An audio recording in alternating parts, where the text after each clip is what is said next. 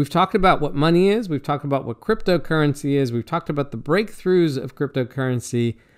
And one of the key breakthroughs to make cryptocurrency possible was the invention of the blockchain. And what we're seeing is that that technology has a lot of uses beyond cryptocurrency. And it feels right now like the late 90s when we were asking the question, what does this World Wide Web thing do? What can it do? What have we not tried yet that it might do really well? And it seems like we're in that same exact moment in time, but now the word is blockchain. So what can a blockchain do? To remind you, it's a cryptographically secure, write-only ordered list of something, transactions in this case. So what's that mean in practice? Well, instead of saying transactions, I would substitute in the word data. So it's a cryptographically secure, write-only, right? You can't change it once it's written. Write-only ordered list of any data you want. And this works for cryptocurrencies because, again, there actually aren't any coins, right? So the value is just the blocks themselves, but the blocks are just data. So if you look at the rest of the world, stocks and bonds are not data, but the ownership of who owns the stock and who owns the bond, well, that's just data. Who owns a piece of real estate, the title on a real estate, which today is a terribly complicated thing to do, that's just data. Wouldn't it be great if we just posted the list of who owned which pieces of property? And then we could, on a blockchain, post, okay, well, A just sold that property to B. And you can't change the blockchain, and so a title lookup would simply be looking at the blockchain. It would take seconds. Wouldn't that be lovely?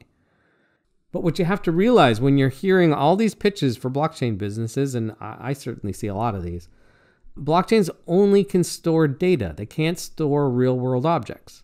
The problem with trying to store a real-world object on a blockchain is that who says that real-world object actually exists? I've not seen a proposal for a distributed way to do this with real-world objects. Instead, every time I see this proposed, there's always an organization you have to trust. There's an organization who's running the blockchain that is promising that the tree really exists, or that the cook stove really exists, or that the farm animal really exists. And so if you have to trust the organization, you have to trust that what they're saying is true, then what exactly did the blockchain do for you? How did that add to your trust? Right? Think of it this way.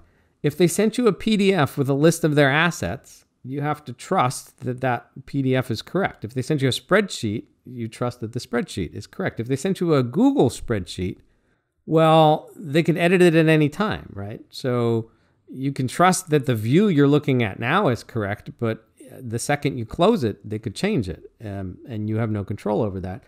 The blockchain doesn't really add anything to that. It's just like they're sending you a list and you have to believe it or not. And since they control the blockchain, they can control the changes that are put into it. They can actually change it the second after they showed it to you, just like that Google sheet, and you would never know. So while throwing the word blockchain out there sounds sexy and modern, it doesn't actually do anything in this case. So there's some really good examples of this for real out there right now. There is a altcoin. There's actually a whole bunch of altcoins out there that claim that every one of their coins, every one of their tokens has a US dollar sitting in a bank behind it. So the biggest of these is called Tether. And Tether trades for $1, as it should, because there's supposedly $1 sitting in the bank. But you have to trust that the Tether company actually has the dollar sitting in the bank. And there's a lawsuit going on because it seems like there may have been the dollar back there, but it's been reused for some other purpose at the moment. Same thing with gold. There's a whole lot of cryptocurrencies that claim that there's gold sitting in a vault backing up the value of their tokens. Well, how do you know that? Well, you have to trust that the company that issued the token is telling the truth. There's a company I work with that puts trees on the blockchain, and I had a very long conversation with them about the fact that that's all well and good. We can trust that there was a tree when you put it on the blockchain, but we don't know anything about the tree right now. There's one that's being pitched around town for carbon credits. They want to put carbon credits out on the blockchain. That's getting closer to data, but I still have to trust that the company has done the due diligence to make sure the carbon credits are real. Again, the blockchain didn't add anything to that trust. It's just moving it from a PDF or spreadsheet to a blockchain hasn't added anything of value.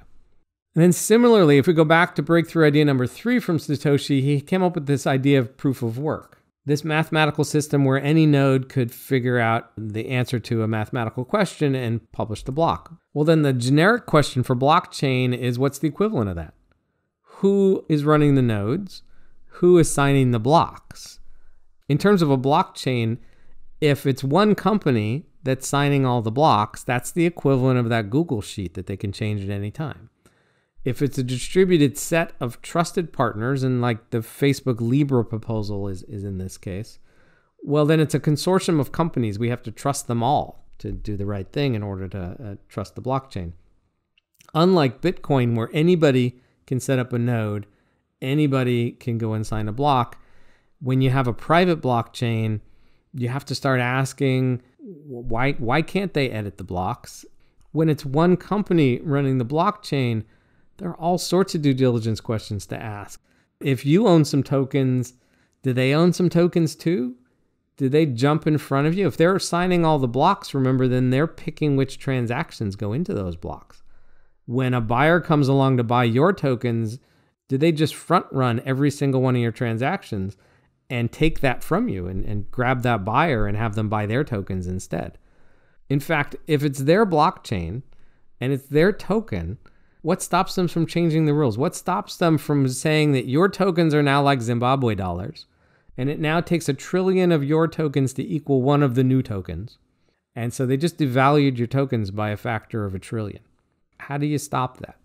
This is, again, why Bitcoin is so interesting, because no one's in charge. And because no one's in charge, these things don't happen. These things can't happen. So in the end, the question always comes down to, what are they doing that couldn't be done without the blockchain? What is the blockchain adding? What is the blockchain doing that wasn't possible before? The answer in Bitcoin is it's possible to have a system like cash with no trusted central power. And if there's a central power, I don't understand what the blockchain's doing.